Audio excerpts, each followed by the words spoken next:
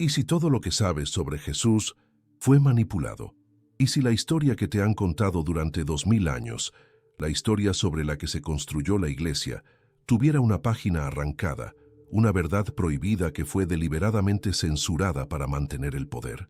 Si alguna vez has sentido un vacío que la religión no pudo llenar, si has tenido dudas que te dijeron que eran pecado, si has sospechado que detrás de los dogmas se esconde un secreto mucho más humano y profundo, entonces has llegado al lugar correcto.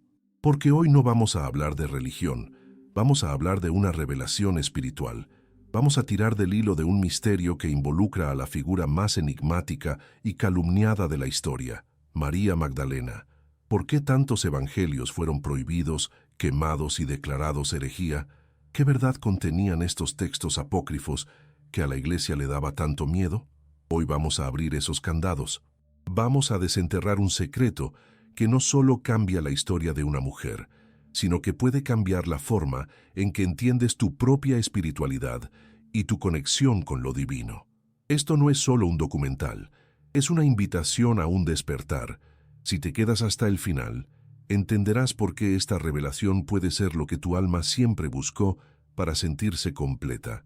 Si estas palabras ya están tocando una fibra sensible en tu corazón, si sientes esa mezcla de curiosidad y emoción, deja tu me gusta ahora mismo, que sea una señal de que estás listo para lo que viene. Y si tu compromiso es real, si estás harto de las versiones oficiales, haz una declaración. Comenta ahora, quiero saber la verdad sin filtros. No lo escribas para el algoritmo de YouTube, escríbelo para tu propia alma. Este acto público es una declaración espiritual. Escribe desde el corazón. Ahora suscríbete y activa la campana, no por este canal sino por tu despertar, porque lo que vas a descubrir hoy es solo la primera puerta, y no querrás perderte lo que hay detrás de las que siguen. Empecemos. Imagina por un momento que estás en una sala solemne, rodeado de los académicos más importantes del mundo. El aire está cargado de una electricidad casi palpable, una mezcla de reverencia y anticipación. Es en este escenario, en el año 2012, que una profesora de Harvard, Karen King, se para frente a todos y presenta un objeto que podría cambiar la historia para siempre. Un minúsculo fragmento de papiro, tan pequeño que cabe en la palma de una mano, pero que contiene una bomba de tiempo espiritual. En ese trozo de historia antigua escrito en copto se encuentra la frase que durante 2 milenios fue susurrada en secreto, temida por la Iglesia y anhelada por los buscadores de una verdad más profunda. Las palabras que resuenan en la sala y en cuestión de horas en todo el planeta son: Jesús les dijo, mi esposa. En ese instante, todo lo que creías saber sobre la figura central del cristianismo se pone en duda. No es una teoría, no es una novela, parece ser una prueba física, una revelación que amenaza con derrumbar 2000 años de doctrina, de poder y de una historia cuidadosamente construida. ¿Y si la versión que te contaron, la que te enseñaron desde niño, no fuera más que una historia a la que le faltaba su página más importante? Este hallazgo no era solo un descubrimiento, era un terremoto espiritual que prometía un despertar sin precedentes. La pregunta ya no era si Jesús tuvo un mensaje, sino si tuvo un secreto prohibido, un amor, una compañera, una verdad que fue deliberadamente censurada. El fragmento, bautizado como el Evangelio de la esposa de Jesús, era mucho más que una sola frase explosiva. Era un rompecabezas de declaraciones provocadoras que una por una parecían desmantelar los pilares de la fe tradicional.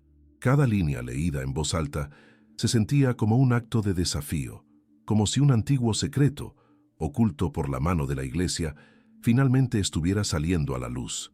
El texto no solo hablaba de una esposa, sino que ponía en boca de Jesús una defensa de su madre, y aún más impactante, un debate sobre la valía de María Magdalena.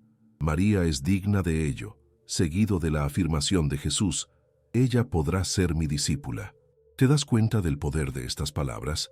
No solo validaban a Magdalena, sino que la colocaban en el centro de la enseñanza de Jesús, en un rol que la historia oficial le había negado.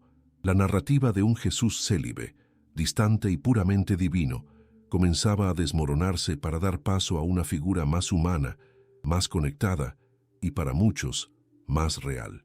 Este texto apócrifo parecía ser la voz perdida de los primeros cristianos, aquellos que creían en un Jesús diferente, un Jesús cuya verdad fue manipulada y silenciada, el papiro que la Iglesia rezó para que nunca existiera. Este era el comienzo de una revelación que muchos habían estado esperando toda su vida, una llave para abrir la puerta a un misterio que se creía perdido para siempre. Y aquí es donde la historia da un giro digno de un thriller. Para que esta revelación fuera aceptada, necesitaba la bendición de la ciencia. Y al principio la obtuvo. Los primeros análisis, realizados en laboratorios de prestigio, parecían confirmar la antigüedad del papiro y la tinta.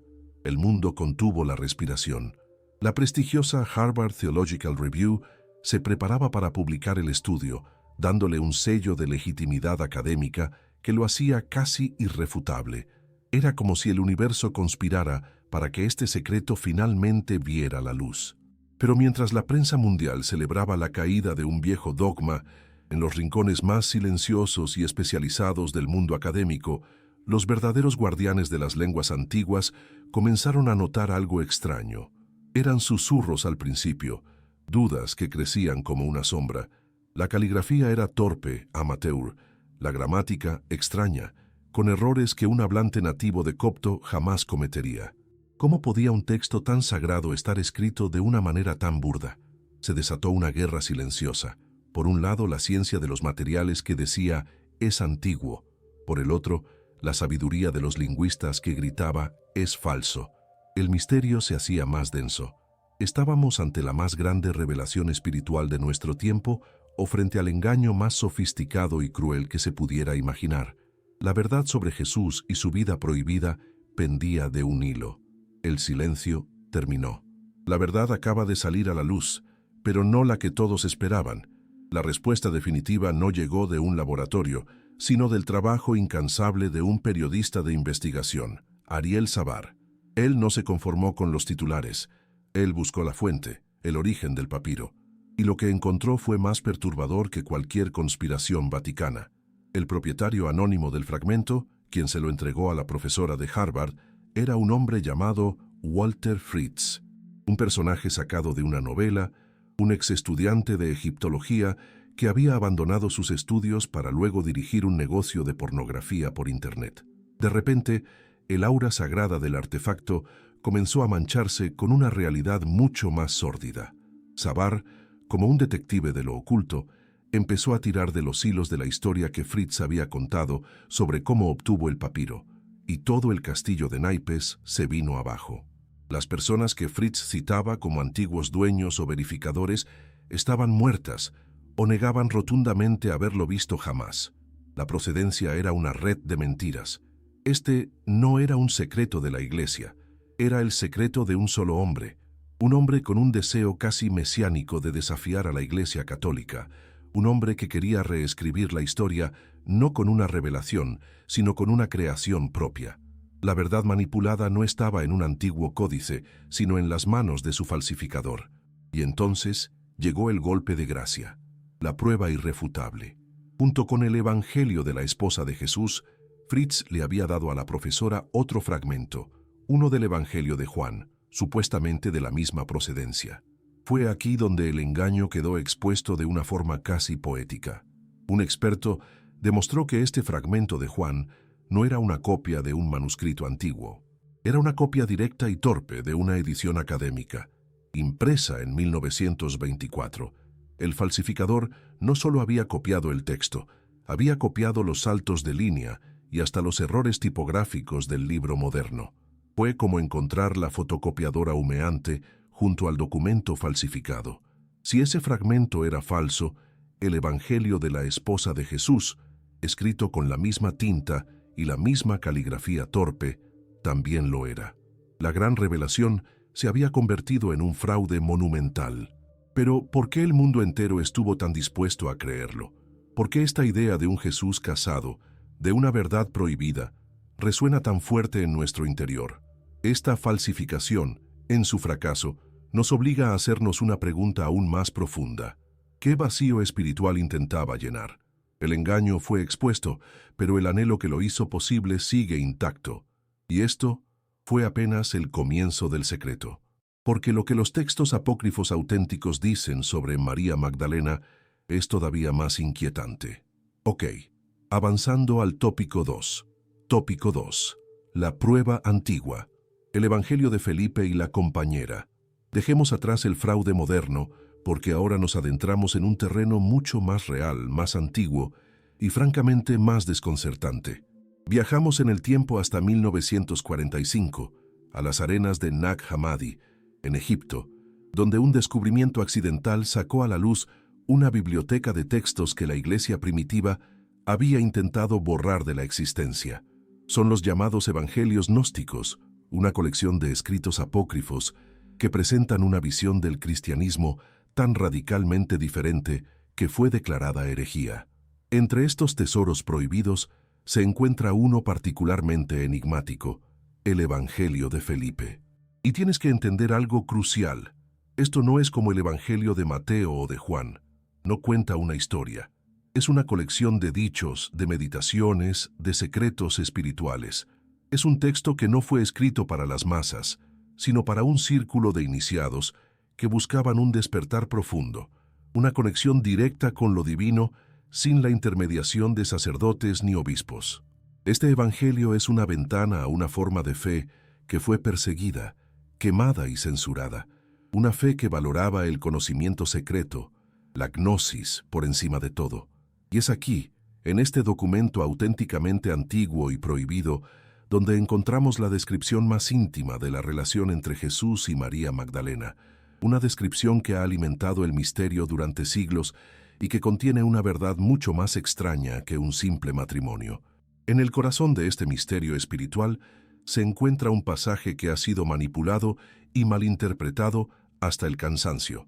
El Evangelio de Felipe dice: 3 mujeres caminaban siempre con el Señor: María, su madre, la hermana de ésta y Magdalena, a quien se denomina su compañera. La palabra clave aquí, la que ha desatado toda la polémica, es koinonos en griego. Quienes buscan una prueba del matrimonio secreto se aferran a una de sus posibles traducciones, esposa o consorte. Pero esto es mirar un océano y ver solo un reflejo superficial. En un texto tan profundamente simbólico y filosófico, la palabra koinonos resuena con un poder mucho mayor. Su significado más común y coherente es socia, partícipe, compañera espiritual. Se está describiendo una sociedad del alma, una participación en la misión y en la revelación divina. Insistir en la connotación física es imponer nuestra mentalidad moderna y literal a un texto que opera en un plano completamente diferente. Es un intento de meter un misterio cósmico en la pequeña caja de nuestras expectativas terrenales.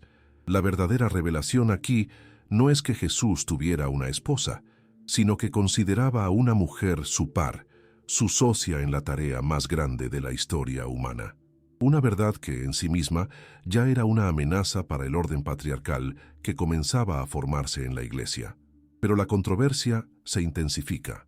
El Evangelio de Felipe se atreve a ir más allá, con una frase que a primera vista parece confirmarlo todo, y la compañera del Salvador es María Magdalena. El Salvador la amaba más que a todos los discípulos y solía besarla frecuentemente en la boca. Siente el impacto de esas palabras. ¿Cómo no interpretarlas como una prueba de amor romántico y carnal? Pero eso, amigo mío, es caer en la trampa. Porque en el universo gnóstico, los símbolos son todo. El beso santo era un ritual común en el cristianismo primitivo, pero para los gnósticos era mucho más. El propio Evangelio de Felipe nos da la clave para descifrar este secreto. Los perfectos conciben mediante un beso y engendran. Por eso nos besamos unos a otros, recibiendo la concepción por la gracia mutua que hay entre nosotros. Ahí está. El beso no era un acto de pasión, era un acto de creación espiritual, que era el método por el cual la sabiduría, la gnosis, se transmitía del maestro al discípulo más avanzado. El beso que la Iglesia temía no era de amor, sino de conocimiento. Cada beso de Jesús a María no era un gesto romántico, era una infusión directa de revelación divina, un reconocimiento de que ella, y no los demás, estaba lista para recibir la verdad más oculta. Y si aún te quedan dudas, si una parte de ti todavía quiere creer en la interpretación literal, hay un último muro, una verdad fundamental de la fe gnóstica que hace que la idea de un matrimonio físico sea simplemente imposible. Los gnósticos eran dualistas radicales. Para ellos existía una guerra eterna entre el mundo del espíritu, que era puro, bueno y la verdadera fuente de todo, y el mundo de la materia, el mundo físico, que consideraban una prisión, una ilusión creada por una deidad inferior y malévola. El cuerpo no era un templo, era una cárcel para la chispa divina que todos llevamos dentro. Este evangelio prohibido lo dice claramente. El matrimonio terrenal es una mancha, un acto de oscuridad. El objetivo de su camino espiritual no era celebrar la vida en la carne, sino escapar de ella. Entonces te pregunto, ¿por qué un texto que desprecia la carne y el matrimonio físico como una impureza, de repente haría una excepción para su figura más sagrada, para Jesús? Sería una contradicción que destruiría su propia teología. El misterio del Evangelio de Felipe no oculta una boda secreta, revela una unión de un nivel infinitamente superior, un matrimonio sagrado y espiritual entre el Salvador y la sabiduría, representada por María Magdalena. Así que al final, el Evangelio de Felipe se revela no como una crónica, sino como una prueba espiritual para el lector. Su lenguaje deliberadamente provocador sobre la compañera y el beso funciona como un filtro. El lector no iniciado, el que está atrapado en el pensamiento material y literal, se escandalizará o se emocionará con la idea de un romance secreto. Se quedará en la superficie, en la cáscara del misterio. Pero el iniciado, el buscador de la verdad espiritual, entenderá el significado oculto, la profunda alegoría sobre la transmisión de la gnosis.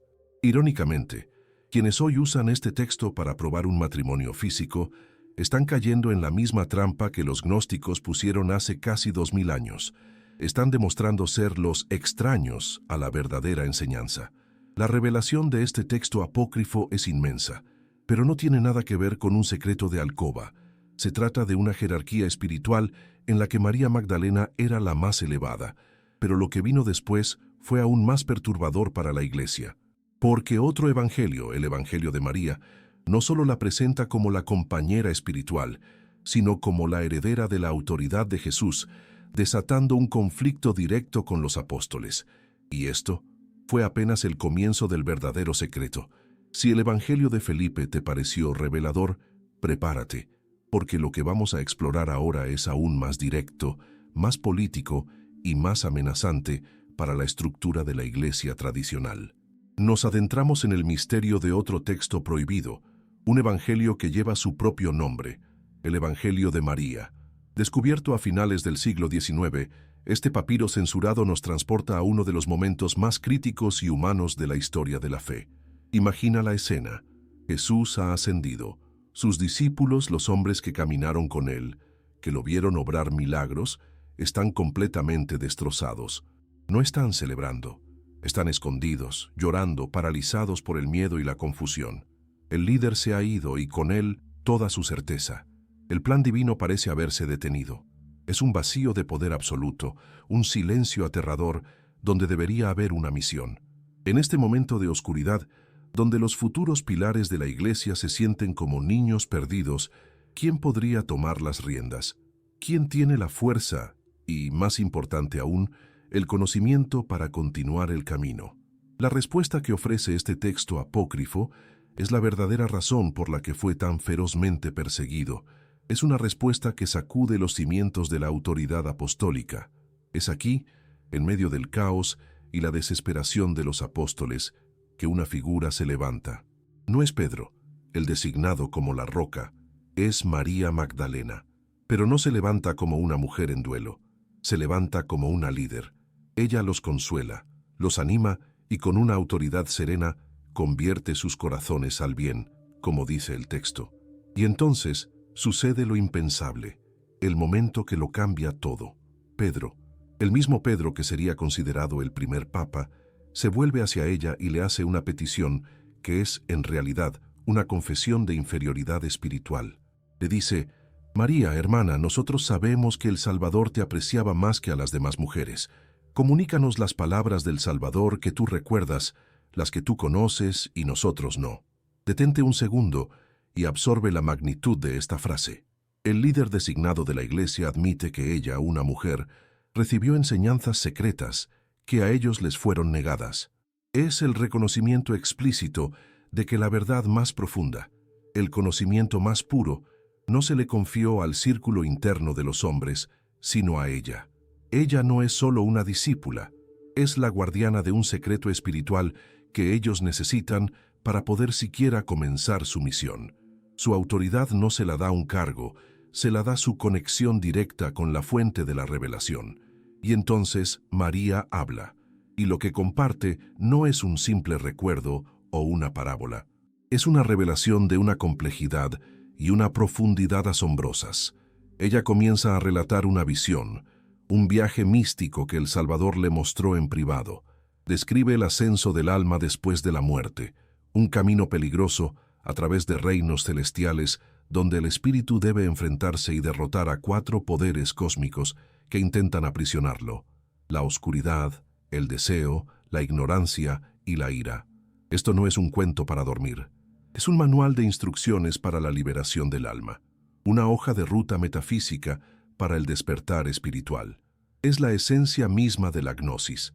El conocimiento que ella revela es el que puede salvarte, el que te libera de las cadenas del mundo material.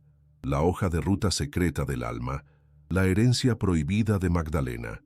Jesús no le confió a ella una historia de amor terrenal, le confió el mapa del cosmos, el secreto de la inmortalidad. Esta es la clase de verdad que no se puede institucionalizar, que no se puede controlar, y por eso mismo, la clase de verdad que la Iglesia naciente no podía permitir que sobreviviera. En el momento en que María termina de compartir esta profunda revelación, la armonía se rompe. La fragilidad del ego masculino se hace presente con una violencia impactante. El apóstol Andrés es el primero en dudar, pero es Pedro quien explota con una ira llena de celos y prejuicio. Su reacción es brutal y revela el verdadero núcleo del conflicto que definiría el futuro del cristianismo. Pedro espeta: ¿acaso ha hablado en privado con una mujer y no abiertamente con nosotros? ¿Debemos dar media vuelta y escucharla todos?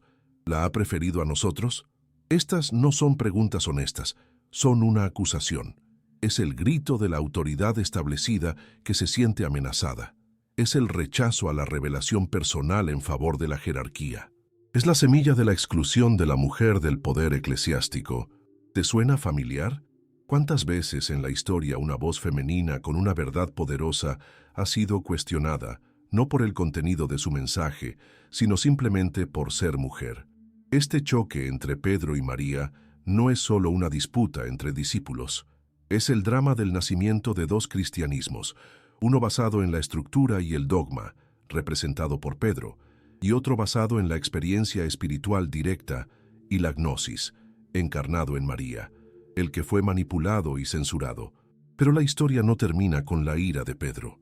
Otro apóstol, Leví, se levanta y defiende a María con una fuerza arrolladora, y al hacerlo, juzga a Pedro. Le dice: Pedro, siempre tienes la cólera a tu lado. Si el Salvador la ha juzgado digna, ¿quién eres tú para despreciarla? Es una defensa total y una reprimenda directa al futuro líder de la Iglesia de Roma. La validación de la autoridad espiritual de María es absoluta. Y entonces, el texto concluye con el acto más subversivo de todos.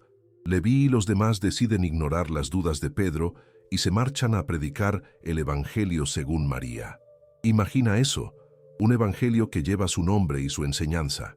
Estos textos apócrifos no son solo historias alternativas, eran armas en una guerra por definir la verdadera herencia de Jesús. Al elevar a María a esta posición de primacía, los gnósticos estaban lanzando un desafío directo a la Iglesia petrina, a la estructura de poder que estaba consolidándose en Roma. Afirmaban que su linaje espiritual era más puro, más directo. Pero si te dijera que no necesitamos estos textos prohibidos para ver su poder, y si la verdad de su importancia ha estado oculta a plena vista todo este tiempo, en las páginas de la propia Biblia, Lo que los evangelios oficiales revelan, cuando los leemos sin el filtro de 2000 años de tradición, es igual de revolucionario. Hemos viajado por los desiertos de Egipto, hemos descifrado papiros prohibidos y hemos escuchado los ecos de una guerra espiritual en los textos apócrifos. Pero ahora, vamos a hacer el movimiento más radical de todos. Vamos a abrir el libro que crees que ya conoces. Vamos a mirar directamente a la Biblia. Porque, ¿y si te dijera que el secreto más grande sobre María Magdalena no está en un evangelio gnóstico censurado, sino que ha estado oculto a plena vista en las páginas de los evangelios canónicos todo este tiempo? La verdad sobre su poder no fue eliminada, fue enterrada bajo 2000 años de tradición, de interpretaciones convenientes y de un arte que la pintó como algo que nunca fue. Nos han enseñado a leer estos textos de una manera, a pasar por encima de ciertos nombres y a minimizar ciertos roles. Pero hoy vamos a leerlo como lo que es, un documento histórico y espiritual que, si se mira con ojos nuevos, sin el filtro de la Iglesia posterior, revela un retrato de María Magdalena tan revolucionario que te preguntarás cómo no lo viste antes. Olvida por un momento todo lo demás. La verdad más impactante de esta historia puede que esté en el libro que ha estado en tu estantería todo este tiempo. Empecemos por cómo se nos presenta a esta mujer en los evangelios. El evangelio de Lucas nos dice que de ella habían salido 7 demonios. Durante siglos, la Iglesia nos ha enseñado a interpretar esto como una prueba de su vida pecaminosa, probablemente de naturaleza sexual. Pero esa es una lectura tardía y manipulada. En el contexto de la época, ser sanado de demonios significaba una transformación radical, una curación de una aflicción profunda, un despertar espiritual de una magnitud inmensa. No habla de su pasado, habla de su liberación total. Pero la revelación más grande viene justo después. Lucas nos dice que María Magdalena, junto a otras mujeres, seguía a Jesús y le servían con sus bienes. No pases por alto esta frase. No significa que les cocinaban o limpiaban. Significa que ellas eran las mecenas. Eran mujeres con recursos propios, con independencia económica, y estaban financiando todo el ministerio de Jesús y sus 12 apóstoles. María Magdalena no era una seguidora pobre y desvalida, era una mujer de poder, una benefactora que sostenía el movimiento. Ella no solo creía en la misión, invertía en ella. Esta verdad, escrita en la propia Biblia, destruye la imagen sumisa que nos han vendido y la presenta como una figura central y poderosa, una socia clave en el proyecto de Jesús. Su importancia no hace más que crecer a medida que la historia se acerca a su momento más oscuro. Durante la pasión de Cristo, cuando el miedo se apodera de todos, el verdadero carácter de los discípulos queda al descubierto. Y la verdad es brutal. Los hombres, los 12 que Jesús había elegido personalmente para liderar su iglesia, lo abandonan. Pedro lo niega 3 veces. Judas lo traiciona. El resto, con la excepción del discípulo amado en el Evangelio de Juan, se esconden, temerosos de correr la misma suerte que su maestro. En este momento de colapso total del liderazgo masculino, ¿quién permanece? María Magdalena. Los 4 evangelios son unánimes en esto. Ella está al pie de la cruz, soportando el horror de la crucifixión. Ella observa desde lejos dónde depositan su cuerpo. Su lealtad es inquebrantable, su coraje absoluto. Mientras los futuros líderes de la fe se acobardan, ella se convierte en la testigo principal, en la memoria viviente de los hechos. Ella no huye, no se esconde. Es la guardiana de la llama en la noche más oscura, la que se asegura de que la historia no termine con una piedra sellando una tumba. El misterio de la resurrección no puede existir sin su testimonio previo. Y esto nos lleva al corazón mismo de la fe cristiana, al evento que lo define todo. La mañana de Pascua. El sepulcro está vacío. Pedro y otro discípulo corren a verlo, miran dentro, no entienden nada y se marchan confundidos. De nuevo, ante el gran misterio, los hombres se retiran. ¿Quién se queda? María Magdalena. Se queda sola, llorando fuera de la tumba. Y es en ese momento de vulnerabilidad, de amor y de fe inquebrantable, que ocurre la revelación más importante de la historia. Jesús resucitado no se le aparece a Pedro, ni a su madre, ni a los apóstoles reunidos. Se le aparece primero a ella, a una mujer sola. Y no solo se le aparece, sino que le da la primera y más crucial misión apostólica. Ve a mis hermanos y diles, subo a mi Padre y a vuestro Padre, a mi Dios y a vuestro Dios. Es una orden directa. Ella es enviada a evangelizar a los propios apóstoles. La primera predicadora del cristianismo fue una mujer. Por este motivo, grandes padres de la Iglesia primitiva como Hipólito de Roma le dieron el título que luego fue convenientemente olvidado: Apostola Apostolorum, la apóstol de los apóstoles. Su testimonio es la piedra angular sobre la que se construye toda la fe en la resurrección. Entonces, si su papel en la Biblia es tan increíblemente poderoso, tan central, tan fundamental, ¿de dónde demonios salió la historia de que era una prostituta? La respuesta es simple y terrible: de una calumnia, de un acto deliberado de asesinato de su reputación, y tenemos el nombre del culpable y la fecha del crimen. Fue el Papa Gregorio Magno, en una homilía en el año 591, quien formalizó esta mentira. En un movimiento de manipulación teológica, fusionó a tres mujeres distintas de los evangelios en una sola: a María Magdalena, a la pecadora anónima que unge los pies de Jesús, y a María de Betania. Al hacer esto, y al reinterpretar los 7 demonios como los 7 vicios capitales, transformó a la apóstol de los apóstoles en el arquetipo de la prostituta arrepentida. ¿Por qué? Porque una mujer con la autoridad apostólica de Magdalena era un precedente incómodo y peligroso para una jerarquía eclesiástica que se estaba volviendo exclusivamente masculina. Pero una pecadora arrepentida, redimida por la Iglesia, era una figura segura, subordinada y útil. No necesitaron quemar los evangelios. Simplemente enterraron la verdad de María Magdalena bajo una mentira que duró casi 1400 años, hasta que la propia Iglesia Católica la corrigió oficialmente en 1969. Una verdad manipulada para mantener el poder. Hemos completado un viaje increíble. Desenmascaramos una falsificación moderna, decodificamos el lenguaje simbólico de los textos apócrifos y, lo más importante, redescubrimos la asombrosa verdad sobre María Magdalena que se esconde a plena vista en la propia Biblia. Hemos visto que la evidencia histórica apunta a una discípula poderosa, una mecenas, la apóstol de los apóstoles, pero no a una esposa. Y sin embargo, a pesar de todo esto, el mito de la esposa secreta no solo sobrevive, prospera, crece más fuerte cada día, se anida en los corazones de millones de personas. La pregunta final, y quizás la más importante de todas, no es sobre historia, es sobre nosotros. ¿Por qué estamos tan obsesionados con esta idea? ¿Por qué, en contra de la evidencia, nos aferramos tan desesperadamente a la noción de un Jesús casado y una verdad prohibida? La respuesta no está en un papiro antiguo, sino en el espejo.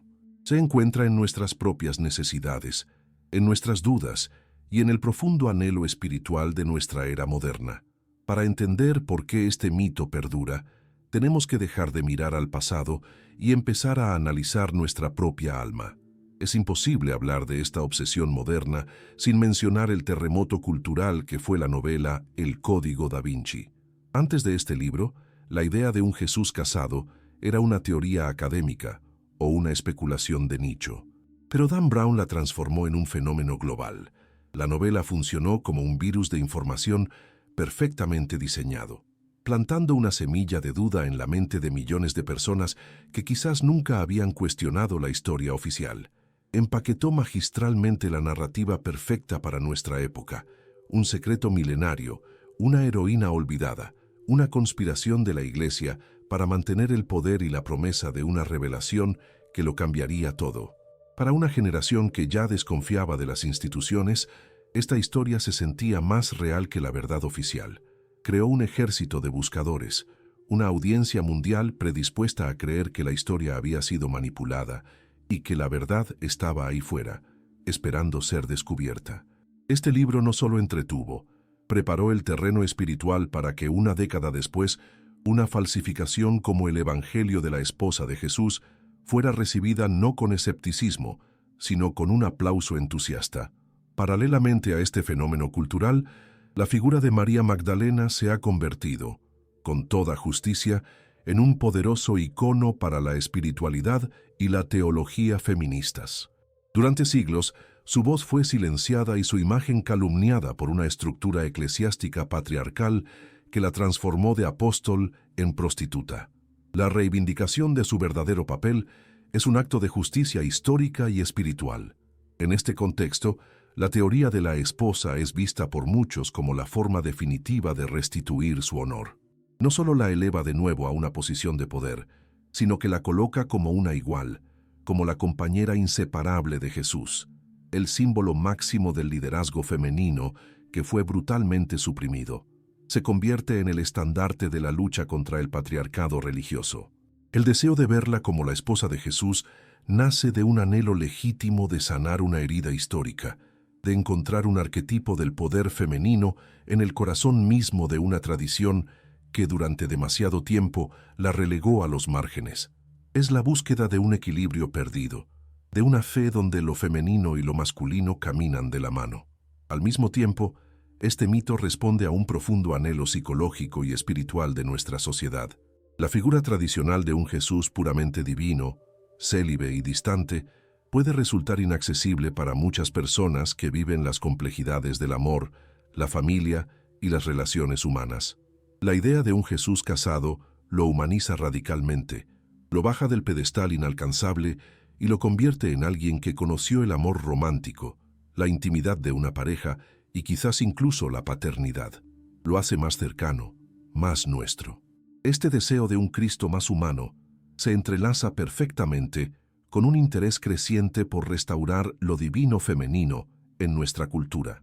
El matrimonio sagrado de Jesús y María se convierte en el arquetipo perfecto de la unión de los opuestos, del equilibrio entre la energía masculina y femenina que nuestra civilización siente que ha perdido.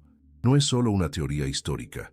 Para muchos es una teología personal, una forma de encontrar un camino espiritual más completo, más integrado y más relevante para la vida moderna. Es la búsqueda de un despertar que nos sane por dentro. Y aquí yace la ironía final y la revelación más profunda. El mito de la esposa secreta nos dice mucho más sobre nosotros que sobre Jesús o María Magdalena. Refleja nuestra desconfianza en las instituciones, nuestro anhelo de igualdad, nuestra necesidad de un divino que sangre como nosotros y nuestra fascinación por las historias de secretos y conspiraciones. Pero en nuestro esfuerzo por elevarla al estatus de esposa, a menudo eclipsamos la verdad histórica de quién era ella, una verdad que es en sí misma extraordinaria. Ella no necesita ser la esposa de Jesús para ser poderosa. Su poder ya está escrito en la historia.